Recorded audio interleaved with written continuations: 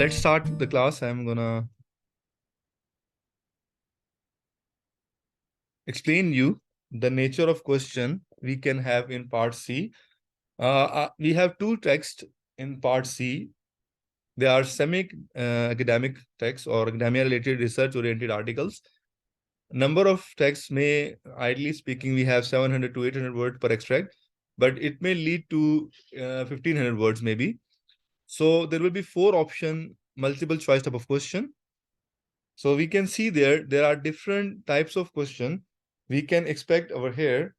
First of all, the first type of question is the explicit question. Now, explicit question are those questions where we can have the answer right away, or what we can say, there is no too little level of paraphrasing, or you can see and understand the question easily. There is no manipulation, there is no play, there is no difficulty in this part. It's quite easy for you to understand the answer because the level of difficulty in here, it's quite easy, right? Then is followed by the inference-based question. In the inference-based question, there are questions where you have to infer or extract the idea of the question. We might not be able to see, the answer directly. We would always have to interpret, the question, the answer from the question. So inference-based question we may have a different category in that as well, as per the difficulty level. Sometimes they will play, you can say, with the phrase, with the meaning, right? So sometimes the thing is not there. For example, they would mention the question and you have to interpret maybe the outcome of that guidelines. So then we have vocabulary-based question. No, vocabulary-based question are those questions where they use the idiom or phrase for that. So to check your vocabulary, or basically the coherence-based question. The coherence-based question mean they would use some pronoun. Let's say, what is the meaning of this, they, it, let's say in the paragraph. So the best strategy for the part C, as we had done in part B as well, it was the rule of elimination. It means that select the best one out, not the correct one out. So similarly, we have 2 minutes per question. So again, the same strategy we discussed with you yesterday, we could have answered that is being given maybe in the mode of word base or in the mode of theme base, but that is not the answer to the question. May be a part of the statement is being matching, or even the full statement is being matching, but not the part of the question. Similarly, we have a question being given, maybe word base or theme base, but it's a partial match.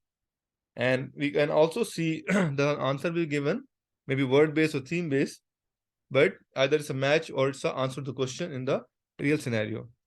So the type of question we discussed, that explicit type of question are those questions we can see there that we have the little to no paraphrasing, right? We have the little to no paraphrasing. Okay.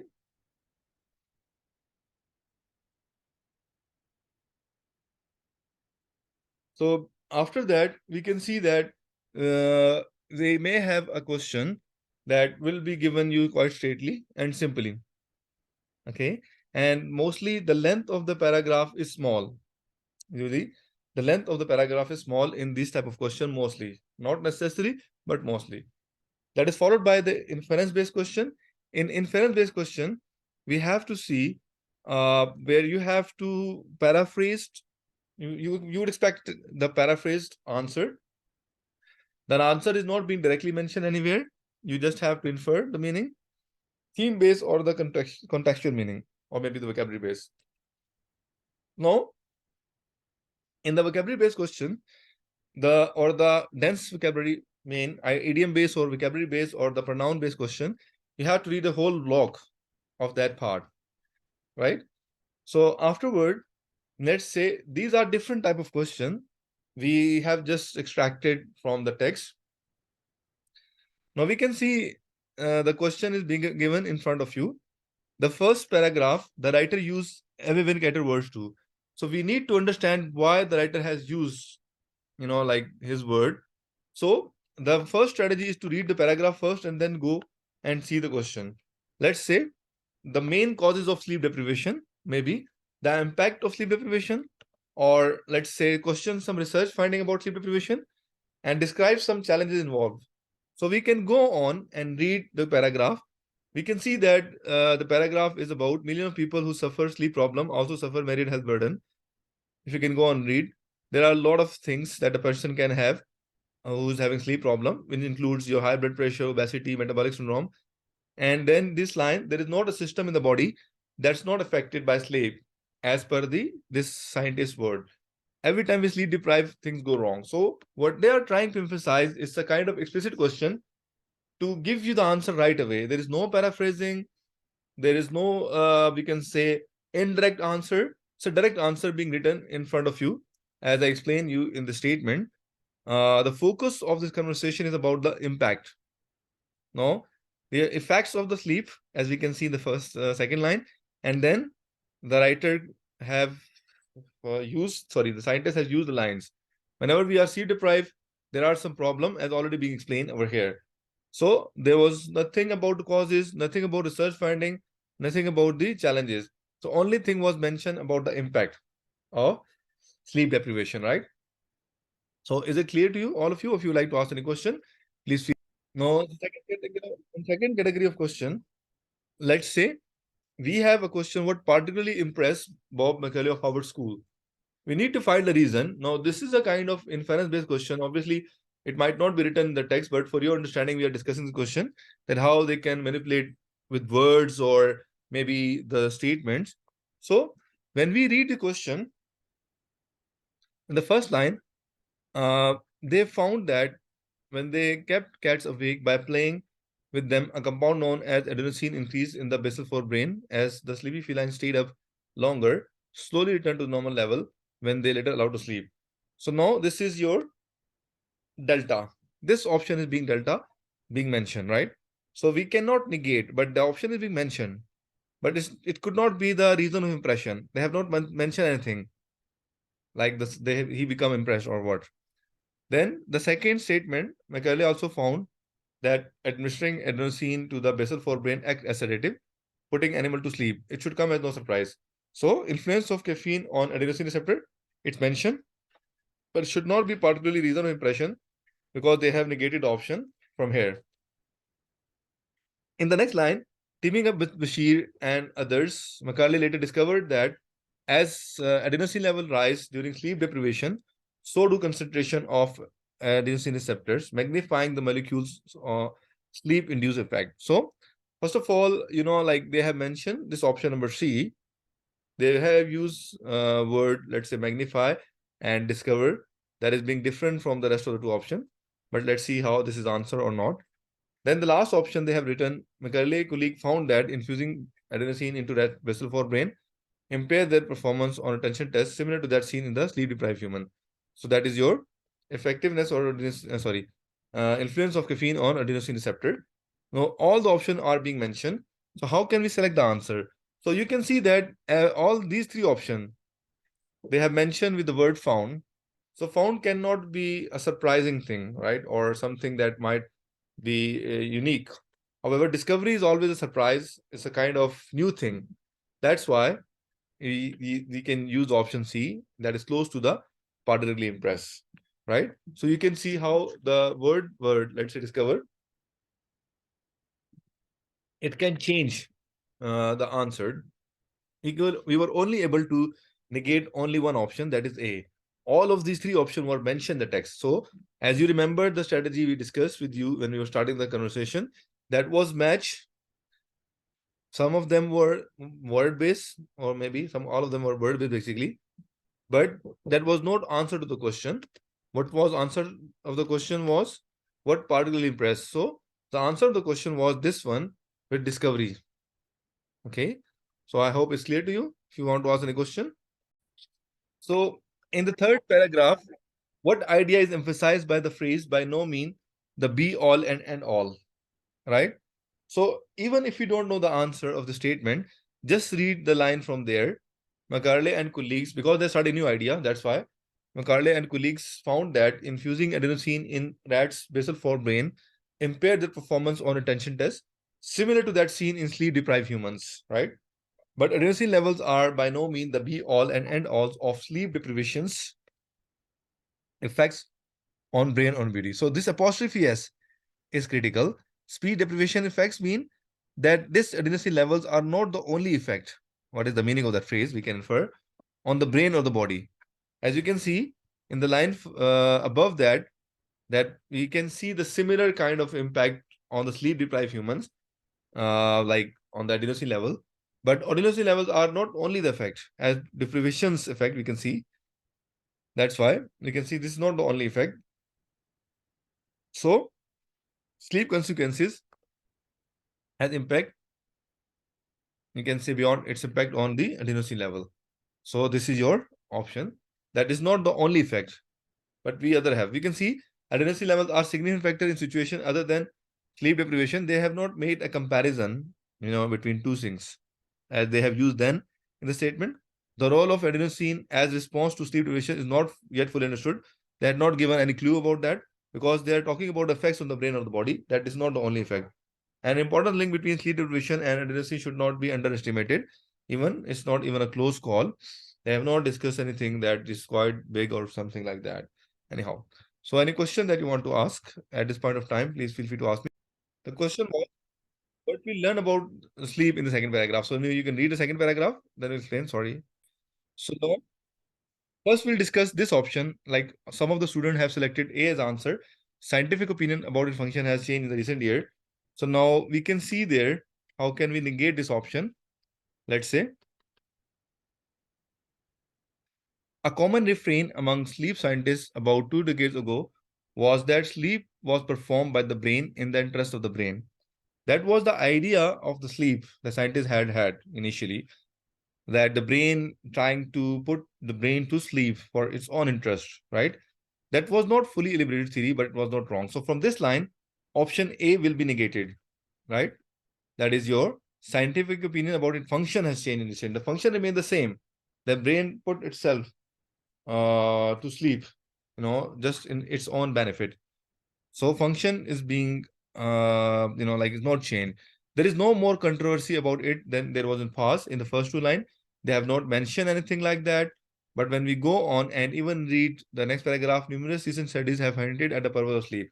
So even the recent research, they are targeting toward or oriented toward the previous idea of the sleep, right? And if we can read on, they have not mentioned anything like that. So we can easily eliminate the option. There is no more controversy. Researchers have tended to confirm about earlier ideas is the purpose. No, it was mentioned. The numerous studies have hinted at the purpose of. So tended to confirm was replaced with the word, let's say, hinted at the purpose of sleep, right? So I will show you the statement. You can see this one. Numerous recent studies have hinted at the purpose of sleep, and they have used the tended to confirm. And now studies undertaken in the past have formed the basis of current research. They have not discussed anything about the basis. So we can negate D as well. I hope it's clear to answer. What was the significant about the finding in this scientist experiment? So some of us are selecting B, some of us are selecting D. Let's say. So basically, those who have selected B as answer, B is the fact that sleep deprivation had influence on the men's glucose level. Was it significant finding or not? How it's wrong answer, we'll discuss that. Basically, when we go to the option, you can see that they tried to distract you from the words, because in the question they had used the significant finding. And now when we can read on, during sleep depth and recovery, the researcher gave the participant glucose tolerance test and found striking difference. Now this was a distractor for you, though they caught your attention from this word. While sleep deprived, the men's glucose metabolism resemble a pre-diabetic state. This is the same option being mentioned in the paragraph. Let's say, the fact that sleep deprivation had influence on man glucose level. This was directly mentioned in the paragraph somehow. You can say resemble the pre-diabetic states, like maybe, but we knew it would be affected. They already knew this thing. The big surprise was the effect being much greater than it means that the difference was much greater. The anticipated difference was much greater than they thought. So for that reason, we can see the extent of the contrast in men's metabolic state between sleep debt and recovery. That was, we can say, the surprising factor. So the answer to this question is delta, right? Answer to this question is basically delta, right? So is it clear to you? So what does the word it refer to? We can go on to the paragraph and we'll read it. As we can see, now it will refer back you to the first sentence, but they are again using this. This means it's a continuation of the statement. This is also a cohesive device. So we'll not start from sentence from here. We'll look back. So it's starting from here. Echoing when Carter's result, Bashir has found evidence that enforced lack of sleep sends the brain into a catabolic or energy consuming state. This is because it degrades, which enforced lack of sleep degrades, right? So we can go on and see enforced lack of sleep is the right answer for that, right? Is it clear to all of you? Now, catabolic state is not the right answer, as we can see there, because enforced lack of sleep will put the brain into a catabolic state. So that is the consequence of enforced lack of sleep. Now, basically, enforced lack of sleep will further degrade the energy molecules, not the catabolic state, right?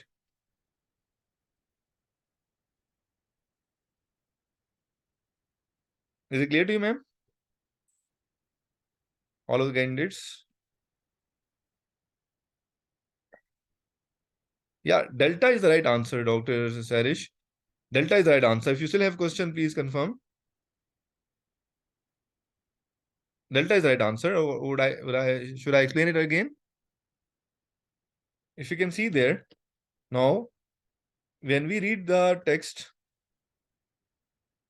from here, it's been written that enforced lack of sleep send the brain into a catabolic state. I started the conversation because when we see it, we'll go to the start of the conversation or the sentence. We can see this, it means it's already a cohesive device. So we should not read only this statement. Normally we take the block meaning, we'll go back.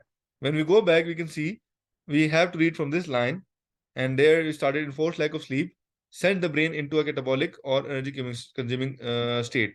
This is because it degrades, so it's referring back to the enforced lack of sleep, right? I hope it's clear to you.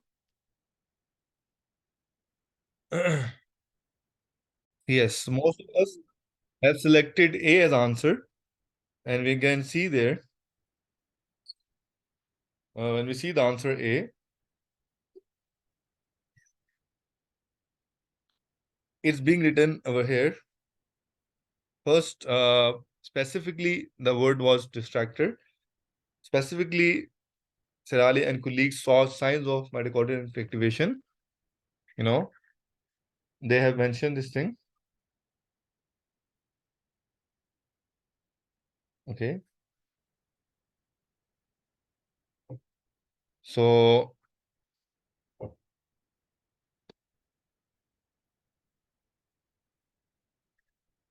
we can see that specifically the colleagues saw sign of mitochondrial activation, which makes sense. It's a continuation of sentence as neuron need more energy to stay awake, she says, as well as unexpected changes such as undigested cellular debris, sign of cellular aging, that are unusual in the neuron of young, healthy, nice. The number was small, but it's worrisome, but it's only 4 to 5 days of sleep deprivation. Now from the last line, after 36 hours of sleep recovery, a period during which she expected normalcy to resume, those changes remain. That's why you have answer A, right? You can see there in the last paragraph, they have mentioned about the question, that is your first further insight could drawn the study of shift worker and insomniacs who serve as natural experiments on how the human body losing on such basic life need for chronic periods. But with so much of psychological affected and effective therapy as in sleep itself is hard to imagine. So from this line, people like to define a clear pathway. From this line, you can see there, this is the answer to the question, that it could be difficult to develop any treatment of sleep deprivation other than sleep itself, right? So is it clear to you? So in the first paragraph, the writer question whether, like, what the writer is asking the question about. The option C is ADHD can actually be indicated by a neurological marker, or whether the case of ADHD have generally increased in the USA. So we can go on and read the paragraph. So let's say from the paragraph, you can see from this line, in recent years, the USA has seen a 40% rise in diagnosis of ADHD in children. It could be that now this is a possible or conditional language that disorder is becoming more prevalent or seem more plausible. Doctors are making diagnosis more frequently. From this line, now as per this race in the diagnosis, the writer is concerned about either the cases are being increasing or doctor are basically making more diagnosis. This is a question that are being asked. The issue is complicated by the lack of any recognized neurological markers. Basically, there is no data for the neurological marker. The APA relies instead of set of behavior pattern of diagnosis is specify that patient under 17 must display at least 6 symptoms of intention. So now we can see there are two options that we have selected. The ADHD can be indicated by the neurological markers. It's not the question that the writer has asked. He was saying that the issue is complex because we don't have the set neurological markers. Okay. So this is not something that the question being asked by the writer, but he was asking actually whether it has a genuinely increased or the doctor are making the more diagnosis. That was the question being asked. Okay. So that's why we have option Delta as answer, not the Charlie, right? So basically, this was the statement of Dr. Russell, and he disagree over here. But you can see they have explained further. Many of us have difficulty with organization or details, our tendency to lose things or to be forgetful or distracted. Under such subjective criteria, the entire population could potentially qualify. Although some patient might need stimulant to function well in daily life, the lumping together of many vague and effective symptoms could be causing an additional phenomena. So, this Dr. Richard was concerned about the method of diagnosis, like how we would diagnose the patient. And this line they have discussed in detail that he object to the grouping of imprecise symptom into a mental disorder, not to the treatment of ADHD suggested by Dr. Barclay that was being mentioned over here. That was not the reason that he disagreed with this thing. So basically, science is overwhelming, a real disorder which can be managed in many cases by using stimulant medication in combination with the treatment. So he disagreed with the fact that you can say we have like people are using stimulants. If we can just follow these guidelines of the diagnosis, it may qualify all of the people with depression, right? So that's why we can have this option. If it's clear to you, yeah, basically it's A answer. How is that? It's there in the first line. Or if you can continue the findings certainly reveal the need for medical behavior services for these children, but it also prove non-specific nature of symptom of ADHD, anxiety, depression, or in adult state can easily be mistaken or manifested for ADHD, right? So that's why it should be the answer to the question.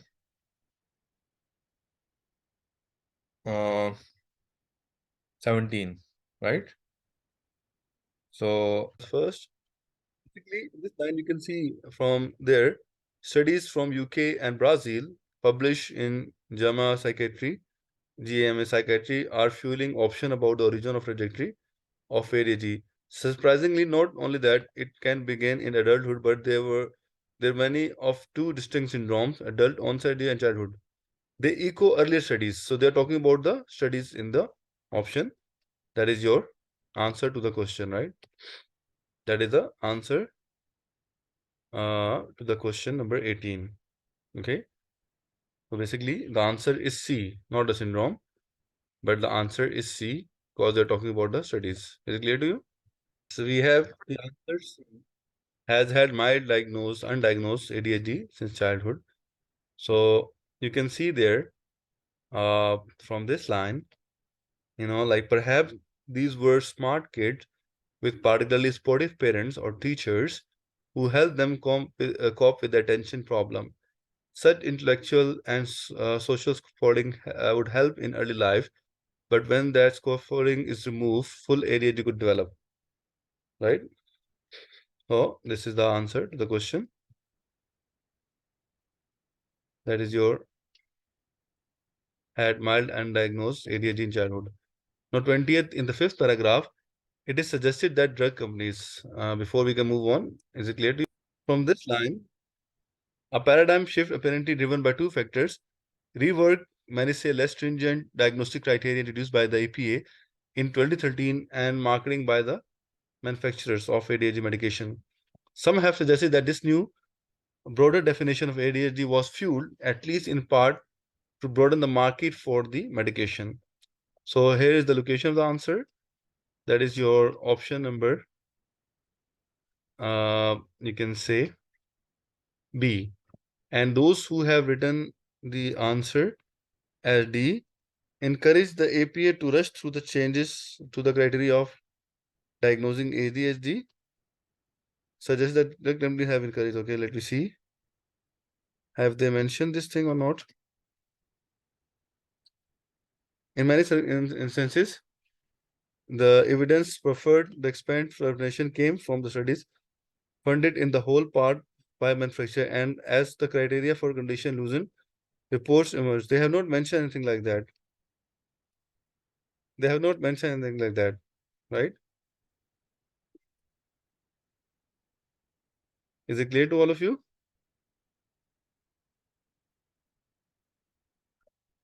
This question, they have not mentioned anything about that. They encourage the APA to rush to the changes to the criteria for diagnosing ADHD, right? Okay. So now we can see there the next question in the final paragraph. Question is basically from the word like trademark, physiological reaction. From the option, we can read it here. This because the body stopped producing the appropriate levels of neurotransmitter of ADHD drugs, replace our trademark of addictive substance, mean a physiological reaction, right? We have this answer A. So now we can see the next answer or the last answer to this question. That is in the final paragraph. What does the writer imply about the addiction of ADHD medication? Right? So we can go on, read the last paragraph about addiction. You can read it. From last line, they have explained, so more need work to be done before we can settle the question surrounding the diagnosis. So it means that there was not a sufficient work has been done, right? Not a sufficient work that has been done for this. So no more work to be done, right? Last line, you're right. Anyhow.